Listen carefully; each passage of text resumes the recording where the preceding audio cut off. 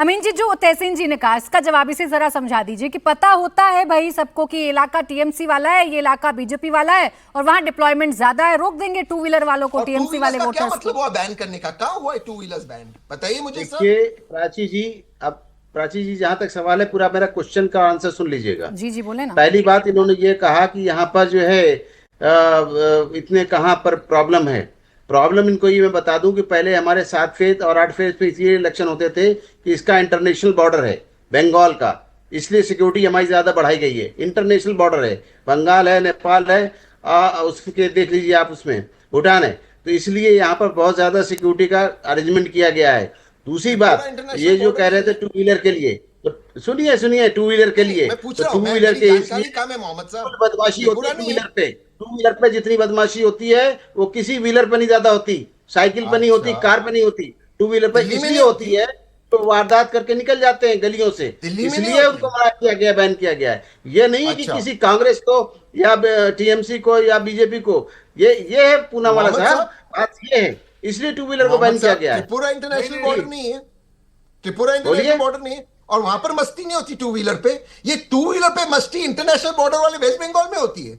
अजीब लॉजिक है मोहम्मद साहब। इंटरनेशनल बॉर्डर की वजह से फोर्सेस ज्यादा लगाई गई हैं और हमारी फोर्स त्रिपुरा में नहीं है। एक पोलिंग स्टेशन पे 3 टायर में होती है, first circle, second circle and outer circle. साहब त्रिपुरा इंटरनेशनल बॉर्डर है या नहीं है? वहां पे क्यों नहीं है?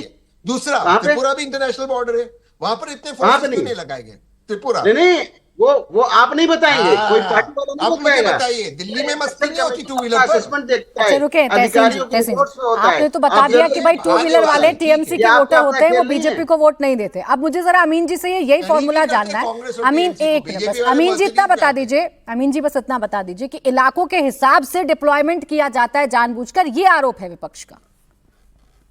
प्राची जी, हमारे पास रिपोर्ट्स होती हैं इंटरनल, और रिपोर्ट्स ये होती है कि कहाँ पे ज्यादा सेंसिटिव बूथ हैं, इसलिए उसी हिसाब से वहां पर प्लाटून का अरेंजमेंट किया जाता है। और ये इनके टाइम में भी होता था, कांग्रेस के टाइम में भी, ऐसा नहीं कि पहली बार हो रहा है बीजेपी के टाइम में, ये हमेशा हुआ है और होता रहा है। ये इंटरनल रिपोर्ट कौन बनाता है? इंटरनल रिपोर्ट वहां के अधिकारी बनाते हैं, बंगाल के ऑफिसर्स बनाएंगे, बंगाल के ऑफिसर, आईपीएस ऑफिसर। प्राची जी, वो देखिए रिपोर्ट।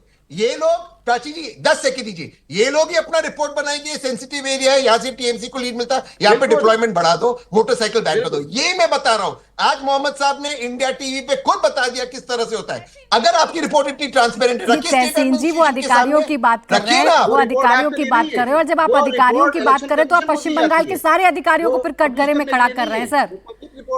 सब अधिकारियों को आप कटघरे में खड़ा कर रहे हैं। और सेंसिटिव बूथ का कल्चर आज से नहीं है तहसीन जी, आप भी जानते हैं, कांग्रेस के टाइम में भी होता था और आज भी होता है। खैर अमीन जी जवाब दे फटाफट से, फिर बाकी मेहमान है, जल्दी 1 मिनट तहसीन जी बोले। ये जो बात कह रहे हैं, ये जो बात इस बात को कह रहे हैं, ये हमेशा अरेंजमेंट किए गए हैं, पहले भी सरकारों में थे, आज भी हैं और आगे भी होंगे। ये कोई नहीं कि रुक गए, इलेक्शन को काम है इलेक्शन कराना, और कोई इलेक्शन का काम आज से नहीं हो रहा है, 51, 52 से हो रहा है और बराबर हो रहा है। और जिन जिन स्टेट पे ज्यादा प्रॉब्लम थी हमेशा होता है। मैं क्या हूँ नागालैंड, मेरे आगे पीछे फोर्स चलती थी, मेरे आगे पीछे फोर्स चलती थी, अकेला चलता था मैं। 52 से मोटरसाइकिल कब बैन हुई थी बताइए मुझे? मोटरसाइकिल कब बैन हुई थी? अरे जिस हिसाब से, और आपने जिस हिसाब से प्रॉब्लम्स आएगी उसका सलूशन इलेक्शन कमीशन निकालता है। देखा भाई, मोटरसाइकिल से आगे निकलते हैं थोड़ा।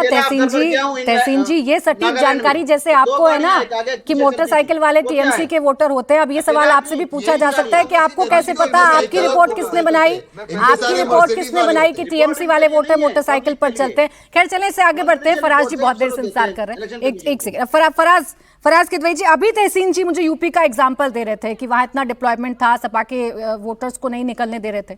यानी डिप्लॉयमेंट होता है जो सेंसिटिव एरिया होते हैं, इसमें यूपी हो या बंगाल, जहां हिंसा होगी वहां डिप्लॉयमेंट होगा, इसमें इतनी आपत्ति क्यों है? प्राची जी, हाँ प्राची जी, मुझे अब थोड़ा समय दीजिएगा, मुझे 4 लोगों के जवाब देने। तहसीन जो कह रहे हैं आप उसको ठीक से समझिए। उत्तर प्रदेश का इन्होंने जिक्र किया, मिल्कीपुर के उपचुनाव हुए थे, क्या अमीन साहब बैठे हुए हैं, क्या ये बताएंगे कि पोलिंग बूथ से पहले पुलिस को यह अधिकार है कि वो मतदाताओं का आईडी कार्ड चेक करे? अगर नहीं है तो मिल्कीपुर में ये डॉक्यूमेंटेड है, तमाम अखबारों में आया था, वीडियोस थे कि पुलिस वोटर्स का आईडी कार्ड चेक कर रही थी। लखीमपुर में